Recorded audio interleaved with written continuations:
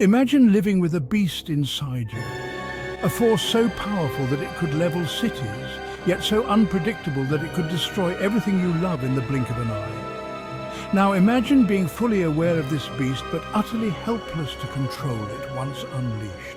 This is the daily reality of Bruce Banner, a man forever caught between restraint and rage, intellect and instinct, man and monster. The Hulk isn't just a superhero, he's a walking embodiment of trauma, anger, and the relentless struggle to maintain control. To understand the Hulk, we must first understand the man behind the monster, Dr. Bruce Banner. A brilliant scientist, Banner's life is defined by the pursuit of knowledge, yet marred by his tragic flaw, his inability to control the rage within him. The Hulk, on the other hand, is pure, unfiltered emotion.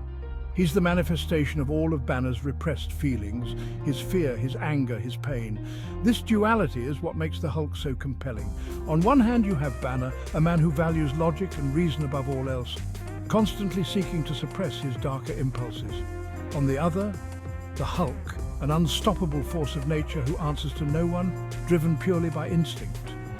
The tension between these two personas is more than just a plot device, it's a reflection of the human condition.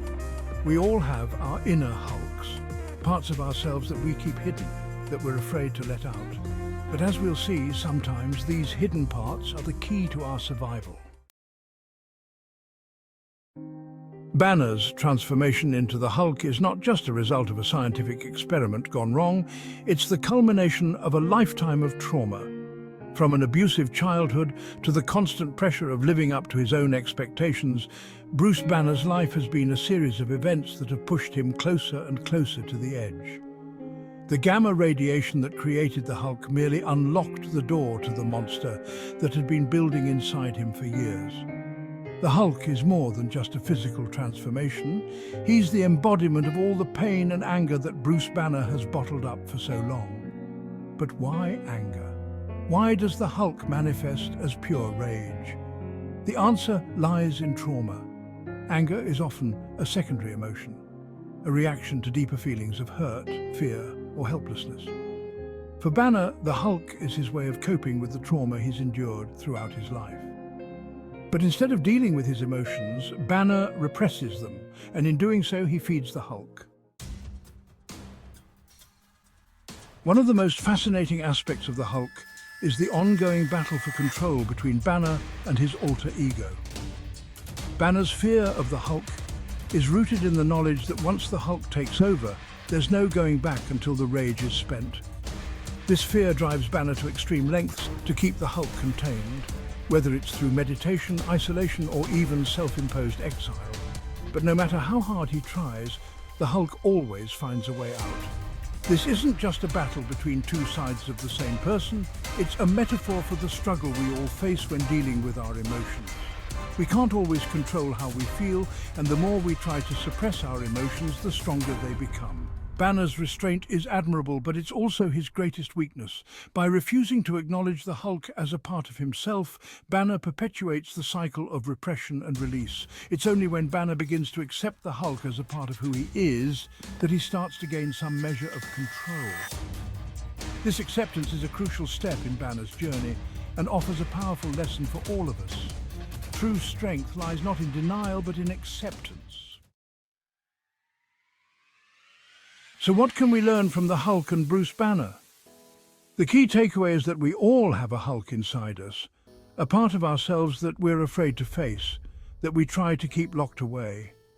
But suppressing our emotions only makes them stronger. Instead, we need to acknowledge and accept these parts of ourselves, just as Banner eventually learns to accept the Hulk. Anger, like the Hulk, isn't inherently bad.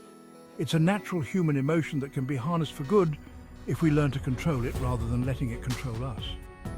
Banner's journey teaches us that the path to true peace lies not in denying our emotions, but in embracing them. By accepting the Hulk as a part of himself, Banner finds a way to coexist with his anger, using it as a force for good rather than letting it destroy him. In the end, the Hulk is more than just a symbol of rage. He's a symbol of the human capacity to endure, to overcome, and to find strength in our darkest moments. Is it right to stay angry from our trauma?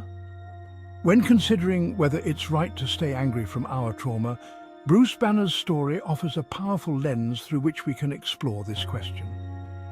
Banner's abusive childhood left deep emotional scars, contributing to the creation of the Hulk, a being fueled by uncontrollable rage. Banner's anger is a direct result of the trauma he endured, and the Hulk embodies this unprocessed pain. The case for anger in many cases is a natural response to trauma. It's a way of asserting control in situations where we felt powerless, a protective mechanism that shields us from further hurt. In Bruce Banner's case, his anger was his way of coping with the unbearable reality of his past. The Hulk became the manifestation of his need to protect himself, to fight back against the world that had wronged him.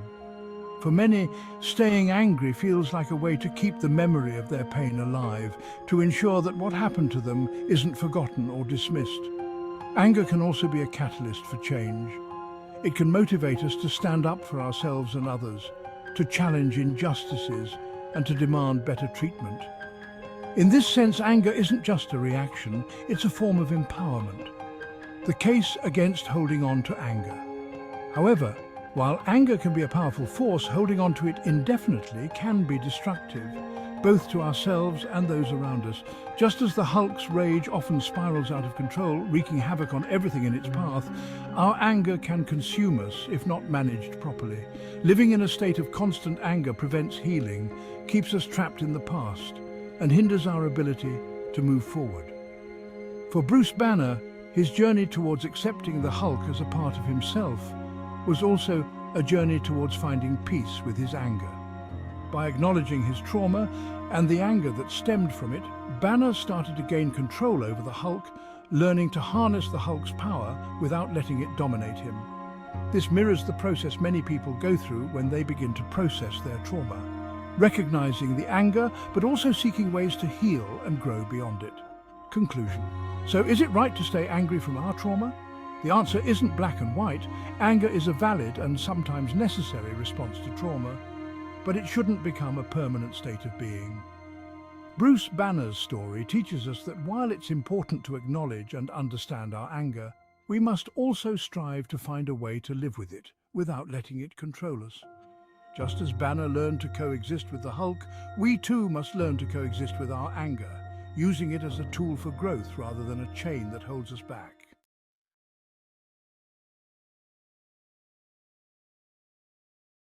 Just like the Hulk channels his rage into unstoppable power, you can channel your frustration into progress with fighting games.